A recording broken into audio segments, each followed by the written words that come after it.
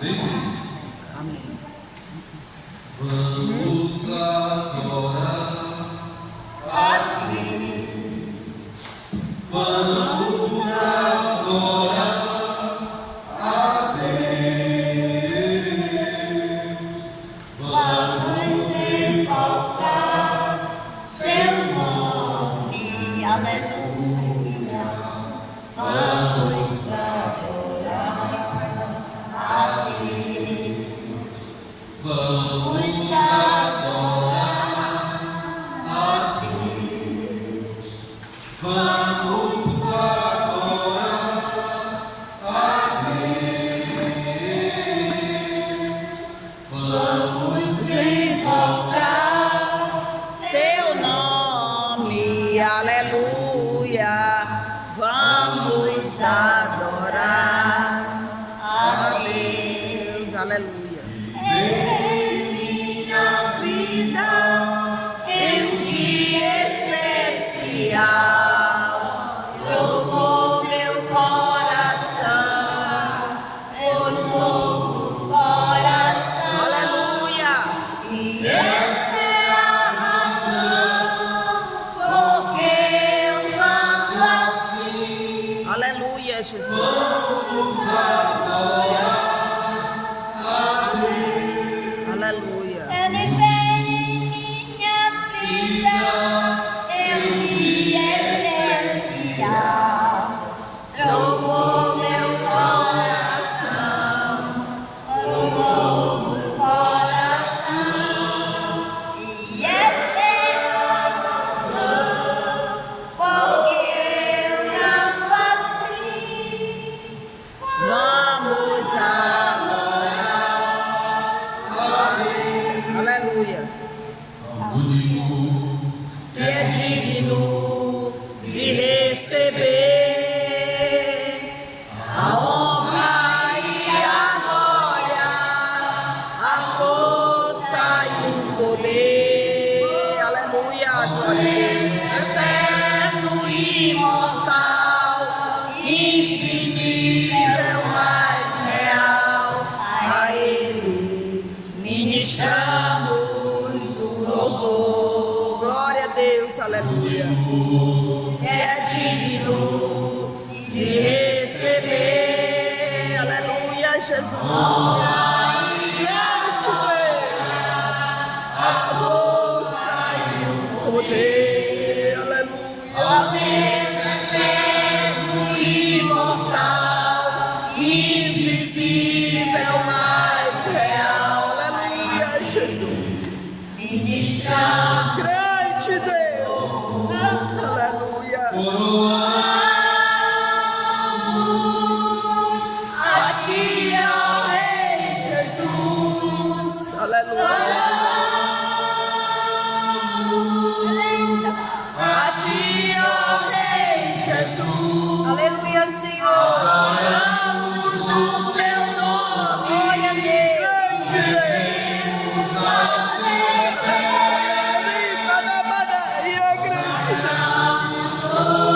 nosso ser a ti.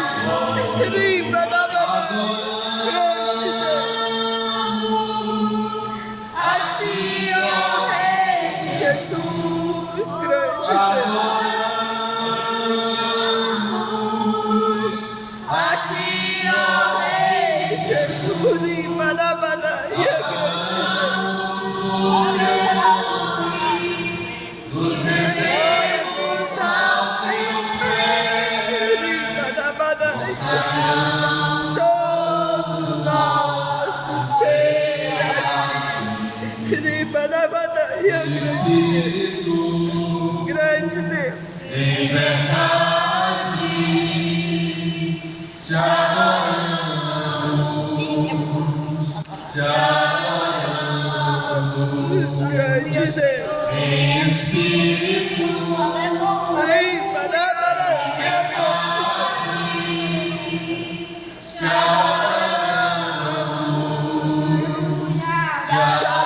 adoramos, grande Deus. Rei dos Reis.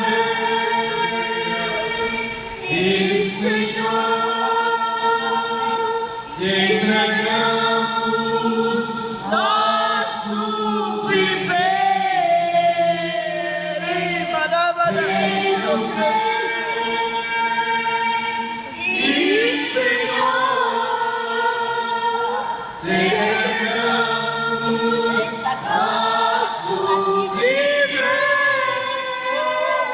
para te Grande Deus. dos reis. Aleluia.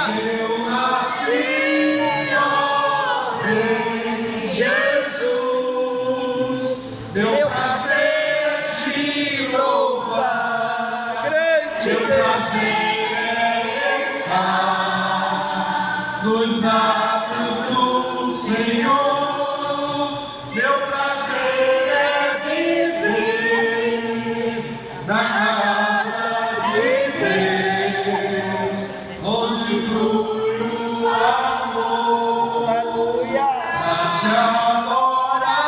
adorar, Rei dos reis. Grande Deus. Eu nasci, ó Rei Jesus. Meu prazer é te louvar. Meu prazer é estar Aleluia. nos atos do Senhor. Aleluia. Meu prazer é viver na casa de Deus, onde flui o amor. Aleluia. Glória a Deus. Glória a Deus. Aleluia. Graças a Deus. Aleluia. Vamos abrir as nossas Bíblias de Paulo aos Romanos, capítulo 5. Aleluia.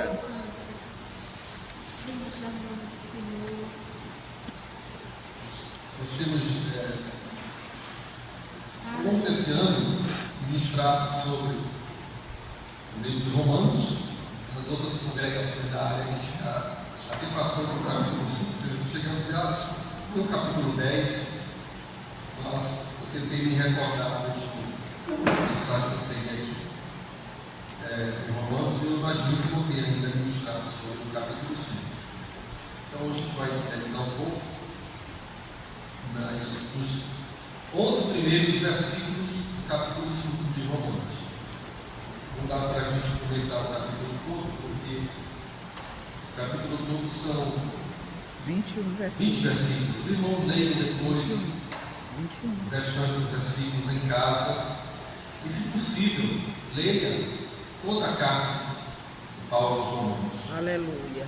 que é uma carta, como as demais da Bíblia, de riquezas profundas, sobre as principais doutrinas bíblicas, doutrina da palavra de Deus. Todos encontraram? A versão que eu estou adotando aqui hoje é a Nova Almeida atualizada. Não sei se você está atualizada ou corrigida, mas acompanhe aí a leitura. Do primeiro versículo ao versículo 11. Justificados, pois, mediante a fé, temos paz com Deus, por meio do nosso Senhor Jesus Cristo, pelo qual obtivemos também acesso pela fé a esta graça, na qual estamos firmes e nos gloriamos na esperança da glória de Deus. E não somente isto, mas também nos gloriamos nas tribulações, sabendo que a tribulação produz perseverança. A perseverança produz experiência. É experiência. A experiência produz esperança. Ora, a esperança não nos deixa decepcionados, porque o amor de Deus é derramado em nosso coração pelo Espírito Santo que nos foi dado. Porque Cristo, quando nós ainda éramos fracos, morreu a seu tempo pelos ímpios. Dificilmente alguém morreria por um justo, embora por uma pessoa boa, alguém talvez tenha coragem para morrer. Mas Deus prova o seu próprio amor para conosco, pelo fato de Cristo ter morrido por nós, quando ainda éramos pecadores. Logo, muito mais agora, sendo justificados pelo seu sangue, seremos por ele salvos da ira. Porque se nós, quando inimigos, fomos reconciliados com Deus, mediante a morte do seu Filho, muito mais, estando já reconciliados, seremos salvos pela sua vida. Amém, Jesus. E não apenas isto, mas também nos gloriamos em Deus, por meio de nosso Senhor Jesus Cristo, mediante o qual recebemos agora a reconciliação. Aleluia. Glória a Amém, Deus. irmãos? Glória a Deus.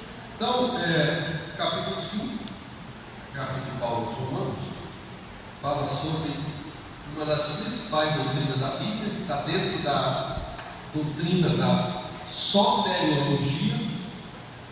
A soteriologia é o estudo da doutrina da salvação, é a doutrina que aborda a salvação. Dentro da soteriologia, sotério, que é a salvação, temos outras doutrinas que estão inseridas dentro dessa doutrina maior, que é a doutrina da salvação.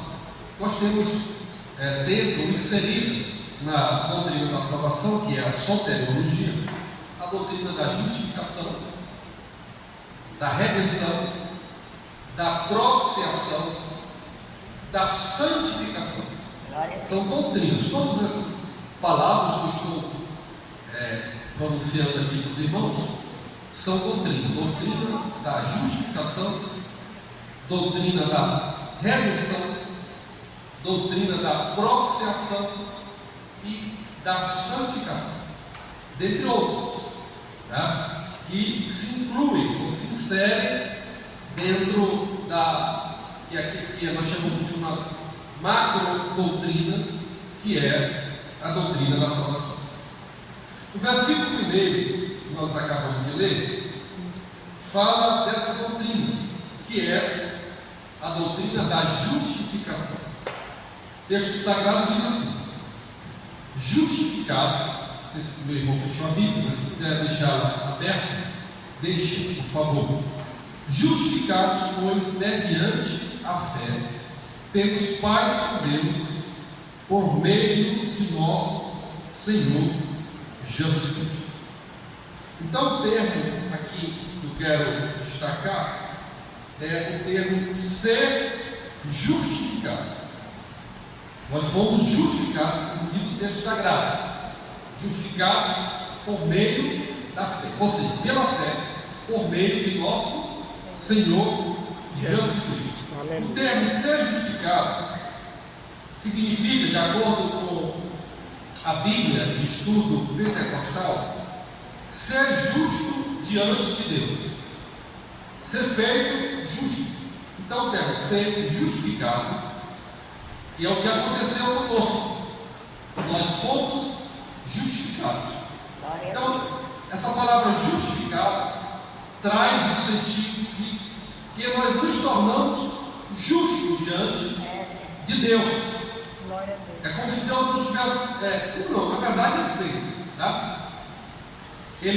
Nós éramos devedores, ímpios, pecadores, e Ele nos disse assim: você agora não me deve mais nada, eu te justifico, vou absolver você da punição. O próprio apóstolo Paulo diz lá no capítulo 3 de Romanos que o salário do pecado é a morte.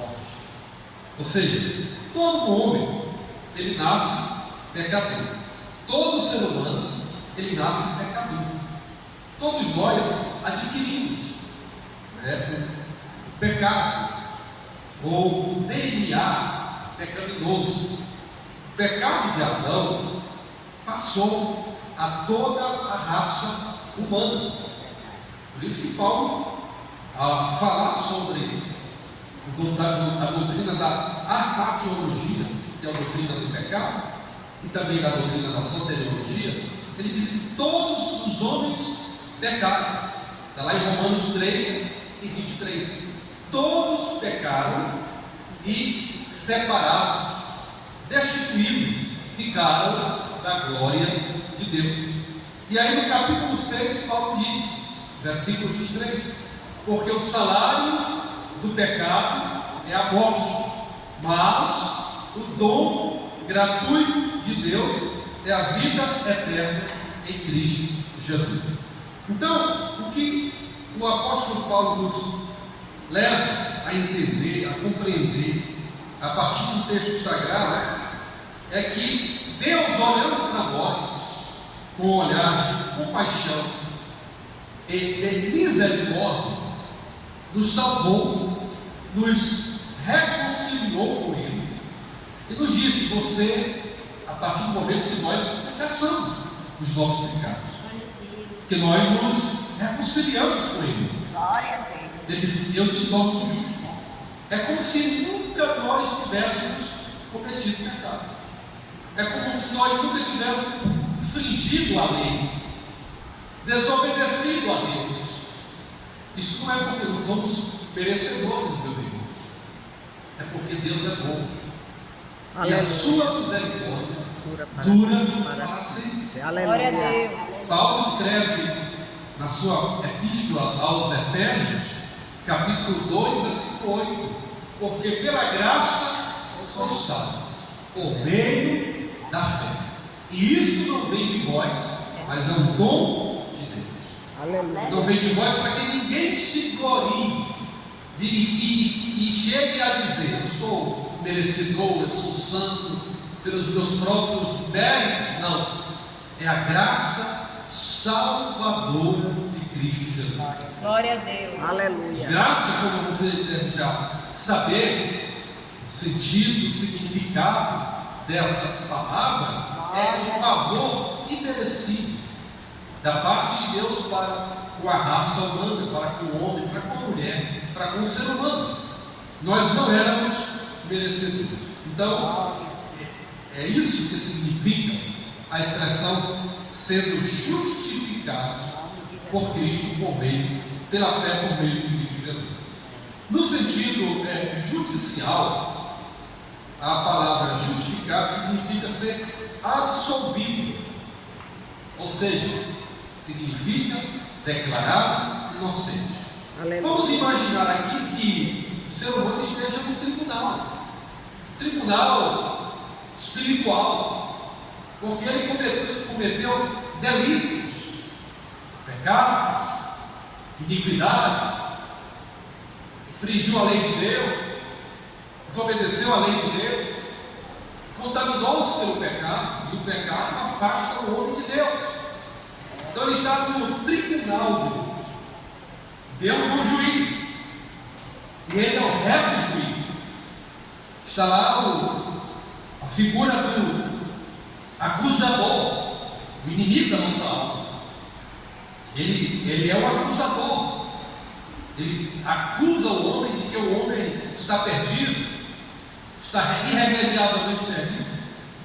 E Deus resolve, na sua grande bondade, na sua grande misericórdia, enviar o seu próprio Filho para pagar o preço do resgate do homem que estava condenado à morte. Olha que eu já citei o texto de Romanos: o salário do pecado é a morte.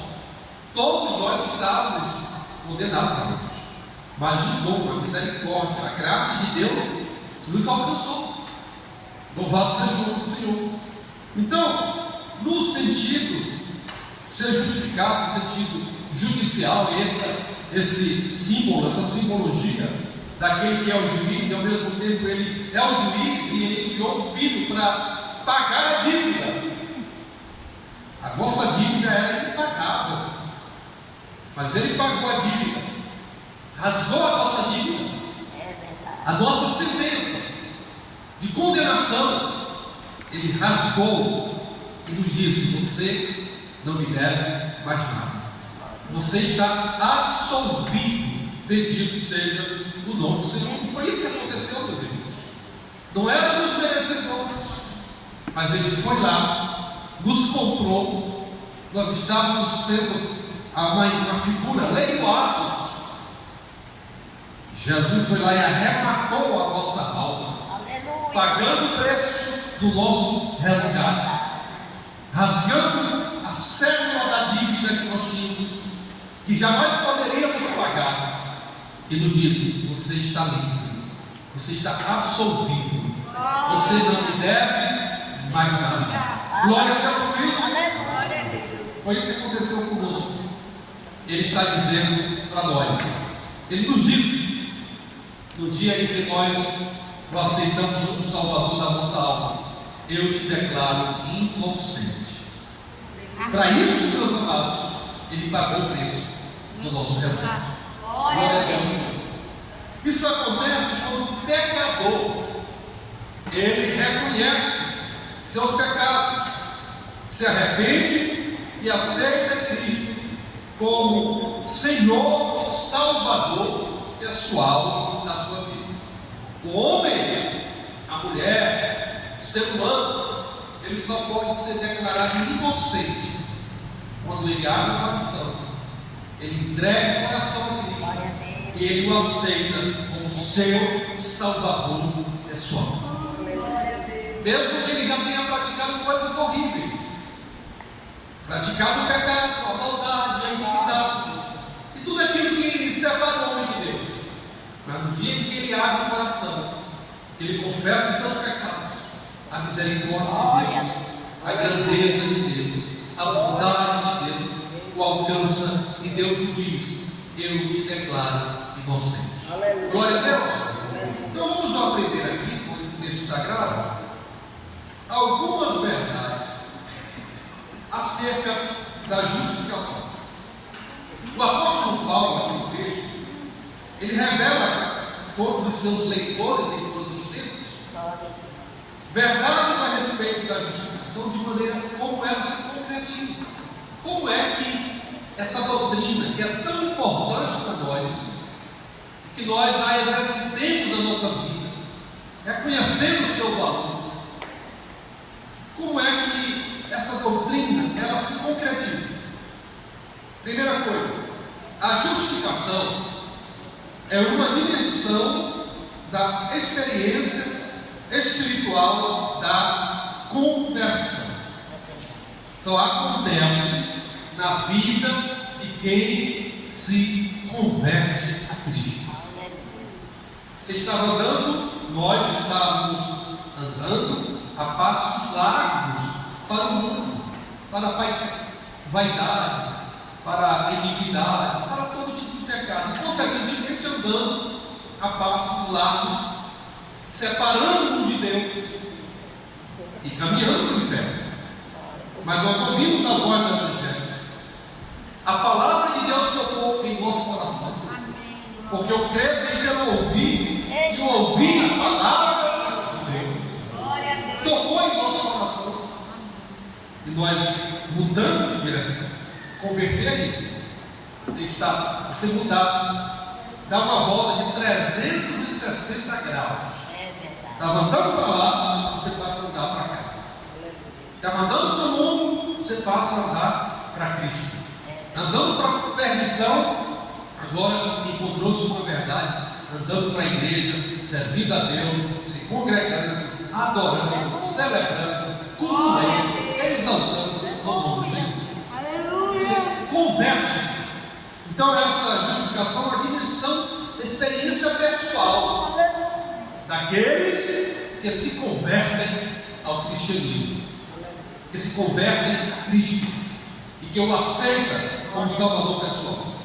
Quando a pessoa aceita o perdão de Deus e confia a Cristo em sua vida, essa pessoa deixa de estar sujeita à morte e passa a seguir uma nova direção, rumo à vida eterna. Jesus Cristo disse: eu sou o caminho, a verdade e a vida. Está lá em João 14, João 14,6. Se eu não estou equivocado. Eu sou o caminho, a verdade e a vida. Ninguém vem ao Pai senão por mim. Então quem anda com Cristo, quem se converte a Ele, quem o aceita como Salvador, deixa de andar no caminho que o levaria à morte, e a morte eterna, e passa a andar no caminho que o levará à vida eterna. Isso é uma experiência de quem aceita. É uma experiência pessoal, e todos nós, pela misericórdia de Deus, que aqui estamos, já temos essa experiência, porque nós já o aceitamos como nosso Senhor e Salvador da nossa vida. A partir daí, dessa decisão, dessa experiência pessoal, dessa conversão, converter-se, como já disse, é mudar de rumo, mudar de direção. A partir daí, várias outras coisas acontecem na vida dessa pessoa. Deixou o mundo, deixou o pecado, que foi declarado justo, que foi declarado inocente. E eu repito, não pelos méritos pessoal, mas pela misericórdia do Senhor, pela bondade de Deus, pela compaixão de Deus. Várias outras coisas começam a acontecer, como por exemplo, ela nasce de novo, Cristo passa a viver nela e por intermédio dela. O Espírito Santo também confirma que o discípulo de Cristo é o Filho de Deus e tem uma herança eterna com Cristo no céu. Por quê? Porque você vai acumulando promessas, vai confirmando as promessas de Deus na vida, porque você fez a decisão mais importante da sua vida e vive essa experiência que é a mais sublime, a experiência da justificação. Quando o homem não tem Deus, irmãos, pesa sobre ele um fardo muito grande. É o fardo do pecado, é o fardo da maldição, é o fardo da separação de Deus. Ele carrega consigo um fardo. Mas ouça o que o Senhor Jesus disse na sua palavra: vinde a mim, todos os que estáis cansados e sobrecarregados, e eu farei o quê? Vos aliviarei. Bendito seja o nome. Então, fardo pesado que nós carregávamos, ele foi retirado, ele foi aliviado, aliviando a bagagem. Você já deve ter lido alguma coisa nesse sentido. Jesus alivia a sua bagagem. Você agora tem força para carregar não mais o fardo do pecado, mas carregar a sua cruz. Porque seguir a Cristo é carregar a sua cruz. Se alguém quer vir após mim, disse Jesus, negue-se a si mesmo, tome a sua cruz e siga-me. Mas não é aquele fardo do pecado. É uma cruz que é suportável, porque a gente não está só. A gente tem a companhia do Espírito Santo, a companhia de Cristo, para carregar a cruz, na certeza de que um dia nós a trocaremos por uma coroa de glória. Aleluia! Então, essa é a primeira razão, a primeira coisa que a gente aprende com essa experiência pessoal da justificação. É uma dimensão espiritual e várias outras coisas vão acontecer. Segundo, ser justificado com Deus é um dom, não é mérito humano. Aqui em Romanos 3, 24, deixa eu ler para você. Romanos 3, 24 está escrito assim: sendo justificados gratuitamente por sua graça, mediante a redenção que há em Cristo Jesus. Romanos 3 e 24. Então, ser justificado é um dom. Eu já disse que a salvação é um dom de Deus, né? Porque pela graça sois, a justificação que está dentro da doutrina da salvação é um dom. O texto deixa muito claro aqui: sendo, pois, justificado gratuitamente por sua graça. Meus irmãos, minhas irmãs, nós estamos aqui servindo a Deus, adorando o Senhor, cultuando a Ele, aqui na igreja, na nossa casa, aonde quer que nós estivermos, no trabalho. Nós vamos levando conosco a vida de Cristo, a salvação, a justiça. Isso não é porque nós somos merecedores, não. É o dom de Deus, é a dádiva de Deus, que nos alcançou. O que teve da nossa parte foi apenas reconhecer reconhecer. Eu reconheço, eu reconheci, você reconheceu que você era pecador, que necessitava ser alcançado pelo abraço, pelo perdão do Senhor nosso Deus. Então, a justificação é um dom de Deus. Ser justificado, a terceira coisa, ser justificado por Deus é algo baseado na obra de Cristo e acontece pela redenção que está em Cristo Jesus. Redenção, ser redimido. Nós somos redimidos. Jesus pagou o preço do nosso resgate, a justificação, declarando-nos inocentes, a justificação. Mas Ele foi à cruz, Ele recebeu todo o nosso pecado, Ele redimiu os nossos pecados, Ele apagou os nossos pecados, e Ele não se lembra mais deles. Por isso que a palavra de Deus, filhinho, não pequeis. Porém, se você pecar, você tem um advogado fiel, verdade? Bendito seja o nome do Senhor. Então, ser justificado é algo baseado na obra de Cristo. Foi Ele quem pagou o preço por nós. Foi Ele quem morreu por nós. Foi Ele que foi sacrificado por nós. Paulo escreve aos Filipenses, capítulo 2, que Ele não teve por usurpação ser igual a Deus, mas tomando a forma de servo, humilhou-se a si mesmo, sendo obediente até a morte e morte de cruz. Ele humilhou-se a si mesmo, Ele entregou-se a si mesmo. Jesus, Ele não foi preso porque Ele foi capturado pelo soldado. Ele se entregou como oferta voluntária. Bendito seja o nome do Senhor. Ele entregou-se a si mesmo. Paulo diz isso muito claramente no texto que eu acabei de citar em Filipenses. Ele não teve por usurpação ser igual a Deus, sendo Deus, toma a forma de servo e se humilha, sendo obediente até a morte de cruz. Mas aí o texto sagrado acrescenta: mas Deus lhe deu um nome que está acima de todo nome, e todo joelho se dobrará perante esse nome de Jesus. Glória a Deus. Vale a pena servir ao Senhor, vale a pena amar a Deus, vale a pena agradecer a Ele, vale a pena reconhecer o sacrifício que Ele realizou, que Ele efetuou, para que nós pudéssemos receber alívio, refúgio, proteção, refrigério, perdão, reconciliação e sermos declarados inocentes. Você foi declarado inocente. Jesus pegou toda a tua culpa, rasgou a tua condenação, e hoje você é servo de Deus. Queira o inimigo ou não, queira o mundo ou não, você está caminhando para o céu. Bendito seja o nome do Senhor. Isso é mérito de Cristo. Isso é o mérito de Cristo na cruz do Calvário. Não é porque nós somos merecedores. Não, é pela bondade dele, é pela misericórdia dele. Louvado seja o nome do Senhor. Então eu estou aqui no capítulo 5. E agora eu quero me reportar aqui o versículo 3 ao 5. Até agora temos comentado até o versículo 2. Eu vou repetir a leitura para você guardar bem na sua mente. Versículo 1 e 2, depois vamos meditar um pouquinho nos versículos 3 a 5. Justificados, pois, mediante a fé, temos paz com Deus, por meio do nosso Senhor Jesus Cristo, pelo qual obtivemos também acesso pela fé a esta graça na qual estamos firmes e nos gloriamos na esperança da glória de Deus.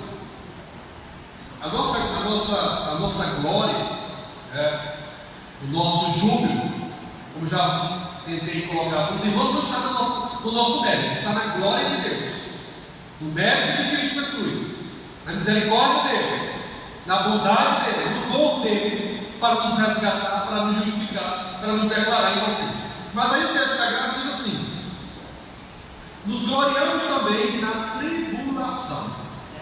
Versículo 3, acompanha aí. E não somente isso, mas também nos gloriamos nas tribulações, sabendo que a tribulação produz perseverança. A tribulação produz perseverança. Versículo 4. Lê versículo 4 aí. E a paciência, a experiência. E a experiência, a esperança. 5. Leia o 5. E a esperança não traz confusão. Conforme o amor de Deus está derramado em nossos corações. Amém. Obrigado. Você sabia? Eu não sei se você sabia. Se não sabia, vai saber agora.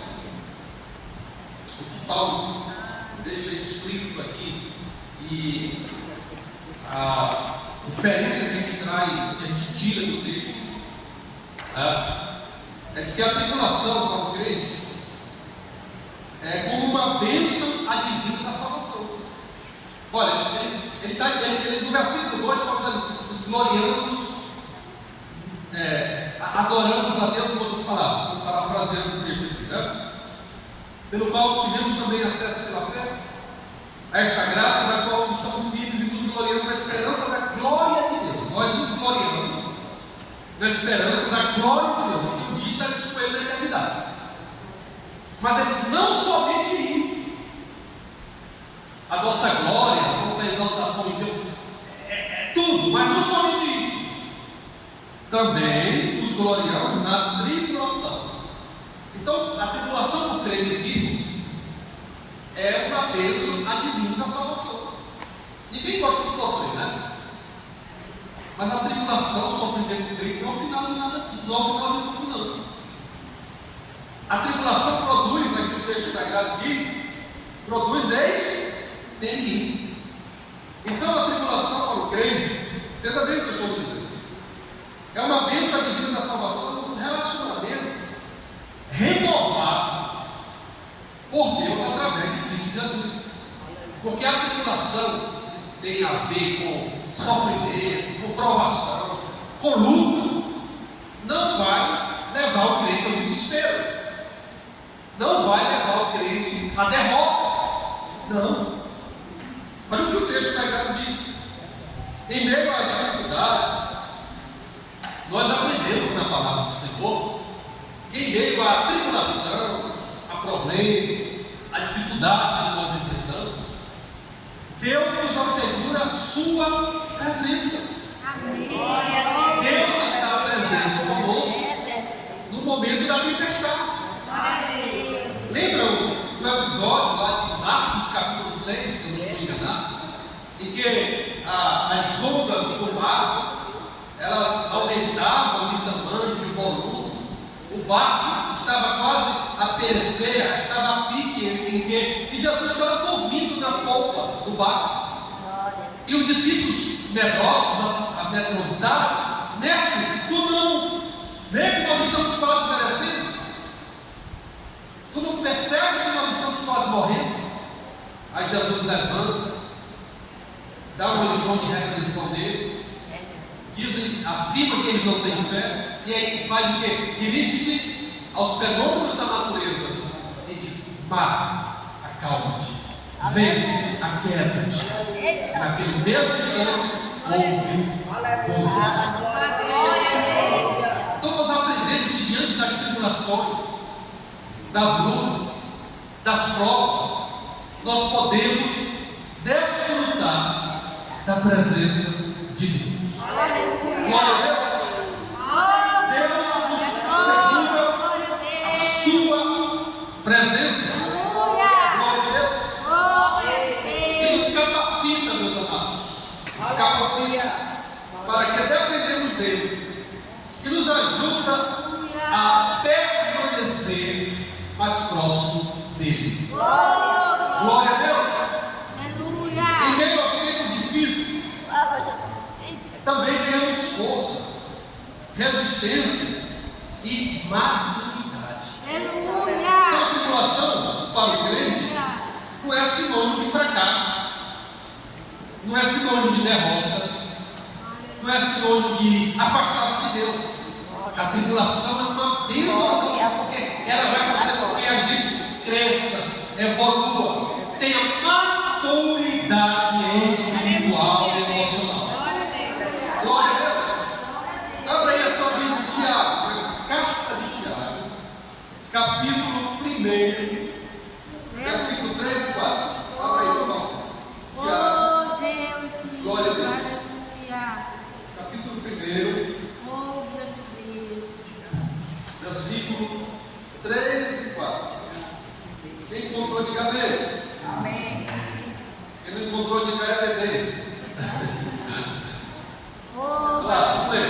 3 e 4 de Tiago. Preste atenção. Vou localizar aqui. Glória a Deus.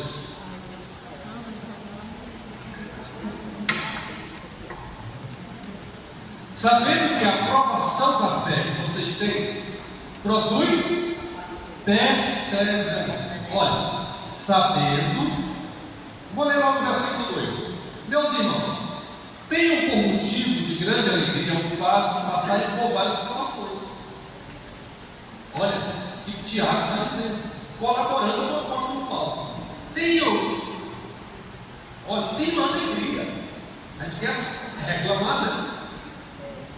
A gente aprende muito com o 302. Em vez de murmurar, cantar o hino de louvor a Deus. Jesus quer te dar vida santa, qual noiva levar-te ao céu. Se o hino cantar como puderes, nas horas de grande aflição, então voarás se quiseres até a celeste mansão.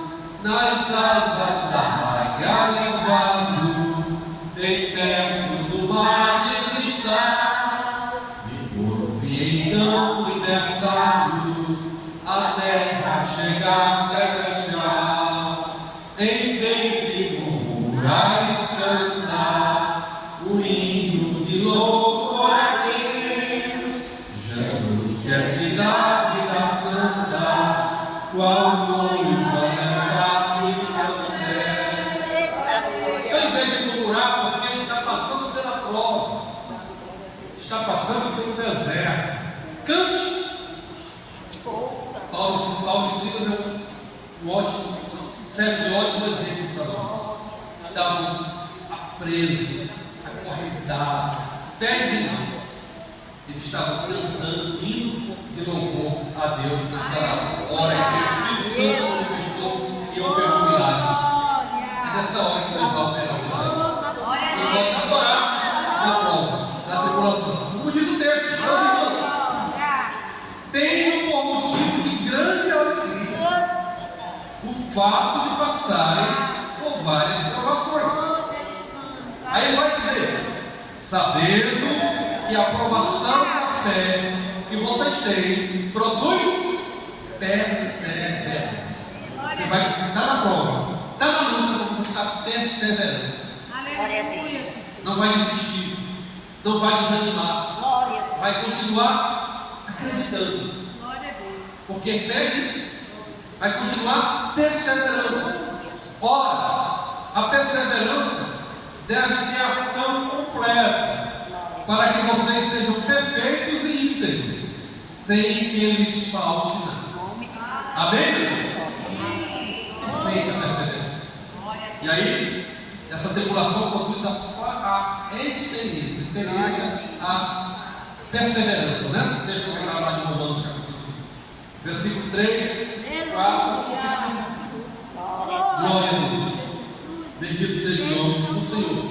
A tribulação produz perseverança. Não desista. Continue firme. A tribulação produz perseverança. E a perseverança produz experiência, maturidade, crescimento. E a experiência produz esperança, fé, ânimo, renovo, vida eterna. Bendito seja o nome do Senhor. Aleluia, querido. Então a tribulação vai produzir em nós resiliência. Você vai ser resiliente. Você não vai desanimar. Eu não estou dizendo que nós não passemos como todos nós passamos, irmão. Uns mais, outros menos, mas todos nós temos as nossas lutas. Temos que matar um leão a cada dia, mas nós não estamos sozinhos nessa batalha. Glória, nós estamos sozinhos nessa guerra. Primeiro sabemos que vamos glorificar a Deus, porque Ele já nos chamou, já nos perdoou, já nos declarou inocente, já nos justificou. E agora sabemos que enquanto vida estivermos nessa caminhada da vida espiritual, nós vamos passar por tribulação. A tribulação vai nos permitir ganhar força. É a dor do crescimento. Você vai ficar mais forte, mais resiliente. Glória a Deus. Glória a Jesus. Porque isso vai produzir em você perseverança. Meu irmão não vai desanimar. Minha irmã não vai desanimar. Vai perseverar. Glória a Deus. Aleluia. A perseverança produz caráter, experiência, caráter. Seu caráter vai ser forjado, vai ser moldado pelo Espírito Santo. Você não vai reclamar, não vai murmurar, não vai desistir, não vai retroceder, não vai voltar atrás, mas vai avançar para a glória de Deus. E o caráter posto à prova resulta em esperança amadurecida, esperança viva. Essa esperança se concentra na certeza do retorno de Jesus. Essa certeza de que Jesus vai voltar. Que você pode se acabar aqui na terra, pode lhe matar, pode lhe destruir, mas você vai continuar firme espiritualmente. Quando penso que estou fraco, é que estou forte. E vai ter a certeza de que um dia você estará na glória.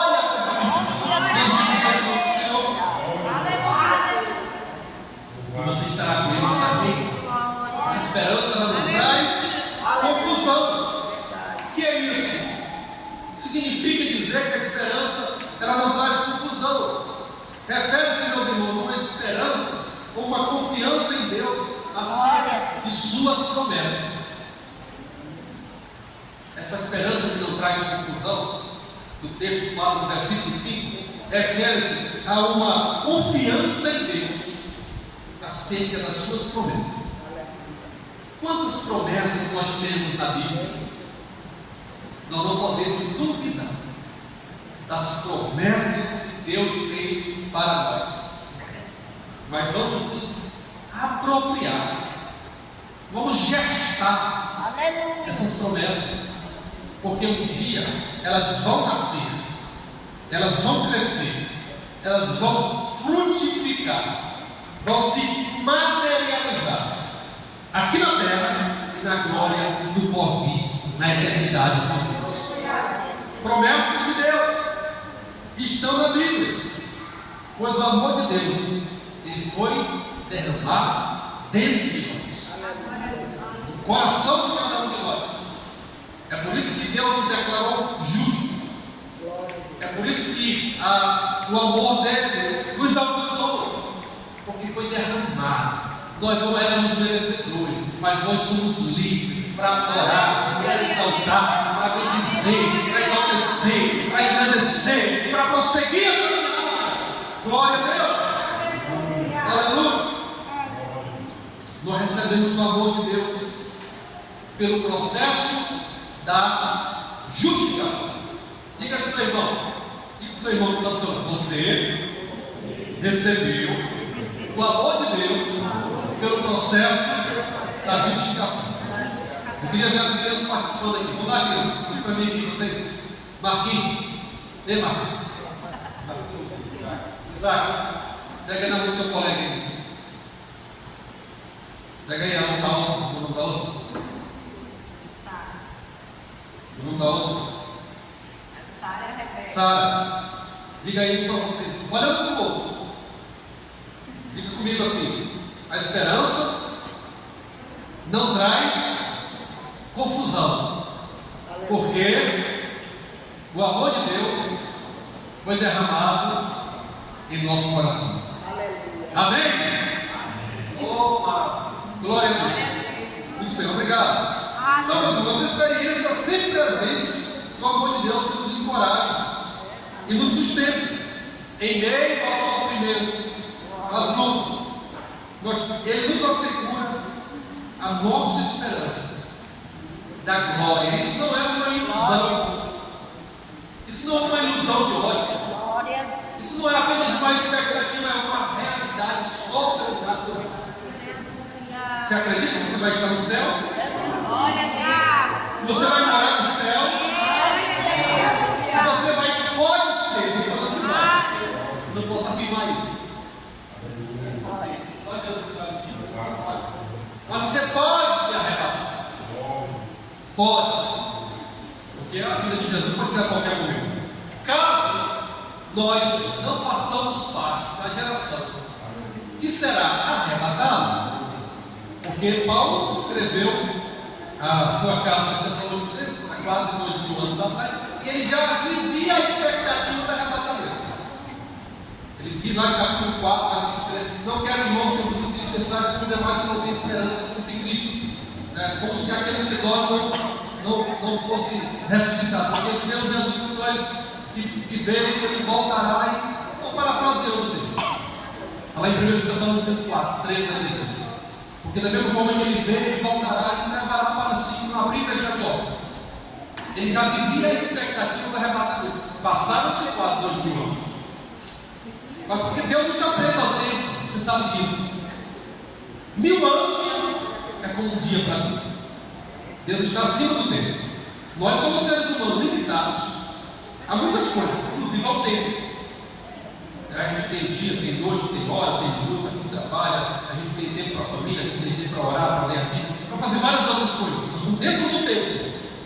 Presente, passado, futuro. Estamos vivendo o presente. Temos muitas coisas no passado. E cremos no futuro. Estaremos lá no futuro. O tempo está passando. Nós estamos presos dentro do tempo. Deus está acima do tempo. Por isso que a Bíblia diz que 1000 anos é como um dia para Deus. E nesse sentido, ninguém viveu um dia assim. Eu gosto de fazer essa relação. O homem que mais viveu na Bíblia, como é que ele se chama? Não. Matusalém. Matusalém ou Matusalém, depende da tradução. Quantos anos ele viveu, Matusalém? 900 e umas quebradas. Quem acertar ganha o número real? 969 anos. Matusalém viveu 969 anos. O homem que mais viveu. Você sabia que o homem que mais viveu não viveu um dia? E aí, como é entender isso? Porque para Deus, 1000 anos é como um dia. Então, o homem que mais viveu não viveu um dia. Então a gente pensa, está demorando demais Jesus voltar. É porque nós estamos dentro do tempo, ele está fora do tempo, acima do tempo. Entendeu? Então, pode ser que nós façamos parte do arrebatamento, mas há uma esperança. Se morrermos, se Jesus não vier até você completar 100 anos, você morrer, daqui a 100 anos acho que nem de nós está mais aqui. Nossos filhos, nossos netos, nossos bisnetos, nossos tataranetos, mas daqui a 100 anos acho que não vai estar mais aqui. Eu não sei se meninozinho. Mas uma coisa é certa: aqueles que morrerem em Cristo ressuscitarão no dia em que Ele voltar para levar aqueles que estiverem vivos. É o que diz o texto sagrado. Aqueles que morrerem, aqueles que dormem, de modo algum precederão, aqueles que estiverem vivos, melhor dizendo, de modo algum precederão os que morreram. Porque os que morrerem em Cristo ressuscitarão primeiro. E aí, depois nós, os que estivermos vivos, seremos arrebatados no abrir e fechar, no momento, no abrir e fechar. Então, queridos, essa é a esperança que não morre. Essa é a esperança que não traz confusão. Quem está entendendo? Por que a esperança não traz confusão? Porque o amor de Deus foi derramado nos nossos corações. O amor de Deus perdoou o nosso pecado.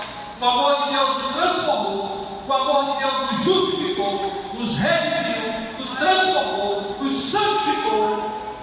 nos faz andar na esperança da eternidade. Não viva nesse mundo como se a sua vida fosse apenas essa vida aqui. Se a nossa esperança estivesse aqui, sabe, essa vida, não. Nós seríamos os homens mais limitados, mais fracos e fracassados. Mas não é. Nós temos uma esperança que é viva, que não morre. A esperança da vida eterna em Cristo Jesus, o nosso Senhor. Glória a Deus. Para encerrar, vou ler rapidinho aqui os versículos 6. Eu disse que ia até o versículo 11. Deixa eu só. Abre aí. Está com a Bíblia aberta? Versículo 6 a 11. Porque Cristo, quando nós ainda éramos fracos, morreu a seu tempo pelos ímpios. Dificilmente alguém morreria como justo, embora uma pessoa ou alguém talvez tenha coragem para morrer. 8. Mas Deus prova o seu próprio amor para conosco, pelo fato de Cristo ter morrido por nós, quando nós ainda éramos pecadores. Logo, muito mais agora, sendo justificados pelo seu sangue, seremos por ele salvos da ira. Porque se nós, quando inimigo de Deus, porque quando éramos pecadores, éramos inimigos de Deus, fomos reconciliados com Deus mediante a morte de seu Filho, muito mais, olha que Deus, muito mais, estando já reconciliados, seremos salvos pela sua vida. Não apenas isso, mas também nos gloriamos em Deus, por meio de nosso Senhor Jesus Cristo, mediante o qual recebemos agora a reconciliação. Então, nos versículos 6 a 10, o apóstolo Paulo apresenta o sacrifício perfeito de Cristo na cruz para justificar e salvar o pecador. O versículo 8 tem um destaque especial sobre essa visão. Mas Deus prova seu amor para conosco, em que Cristo morreu por nós, sendo nós ainda pecadores. Não é isso que diz o texto? Nós éramos ímpios, pecadores, porque está lá em João 3, diz assim, porque Deus amou o mundo de tal maneira que deu seu Filho unigênito, para que todo aquele que nele crê não pereça, mas tenha a vida eterna. Então, todos nós. No versículo 9 e 10, a ideia central é que Deus nos amou o suficiente para enviar o seu Filho amado, para morrer por nós, quando nós éramos seus inimigos. Olha, quanto Deus é amor. O homem afastado de Deus, ele é inimigo de Deus. Mas Deus mandou seu Filho, no versículo 9, para morrer pelos seus inimigos. Pelos seus inimigos. Nós éramos inimigos, estávamos nessa categoria. Nós estávamos afastados dele. Ele morreu por nós. Agora já que nós fomos reconciliados, não é verdade? Mudamos de categoria. Somos pecadores porque nós herdamos o pecado. Mas nós mudamos de categoria porque nós estávamos andando na morte, convertemos a Cristo, mudamos de rota, mudamos de direção, mudamos de categoria. Agora estamos o quê? Reconciliados. Justificados. Não é mérito seu, não é mérito meu, é a bondade do Senhor, é a misericórdia do Senhor. Mas preste atenção, agora já reconciliados, nos tornamos seus filhos e amigos. Quando estávamos afastados, pecadores, éramos inimigos. Mas agora que nós nos tornamos justificados, tornamos-nos também filhos de Deus e amigos de Cristo. Não é uma maravilha? Não é um privilégio? Amém. Filho de Deus, amigo de Jesus. Glória a Deus. Pode dizer, eu sou amigo de Jesus. Você Amém. pode dizer isso. Glória a Deus. Pode estufar o peito, não é para você gloriar não, mas pode estufar o peito. Eu sou amigo de Jesus. Ele é meu amigo. Glória a Deus por isso. Glória a Deus. Porque ele nos reconciliou. Então, nesse sentido, o Senhor cuidará de cada provisão para preservar o nosso relacionamento de pai e filho, enquanto vivemos pela fé. Se estamos reconciliados com Deus através da morte sacrificial de Cristo, muito mais a sua ressurreição assegura a nossa salvação final e a vida eterna. Nós já fomos reconciliados. A sua morte e a sua ressurreição nos garantiu essa vida eterna. Porque Ele travou a morte na sua vida. Travada foi a morte quando Ele expirou e Ele disse: Pai, tudo está consumado. E tuas mãos entregues para o Espírito. Estava tomando sobre Ele todos os pecados da humanidade. E Ele ressuscitou, dizendo-nos que um dia também nós ressuscitaremos e tomaremos posse da vida eterna. E aí, versículo 11, para concluir essa sessão, nos 11 primeiros versículos do capítulo 5, ele diz: conclui a sessão retomando o motivo especial do crente, reconhecer que tudo vem de Deus. Tudo é para Ele, a glória é para Ele, e tudo vem de Deus. Por isso que ele termina dizendo no versículo 11, encerrando esta sessão: e não apenas isto, mas também nos gloriamos em Deus. Não é no mérito humano, nos gloriamos em Deus. Glória a Deus, por meio de nosso Senhor Jesus Cristo, mediante o qual recebemos agora a reconciliação. Glória a Deus. Você foi reconciliado, nós fomos reconciliados, perdoados, justificados. Agora só nos resta agradecer, exaltar, enaltecer a Deus por tudo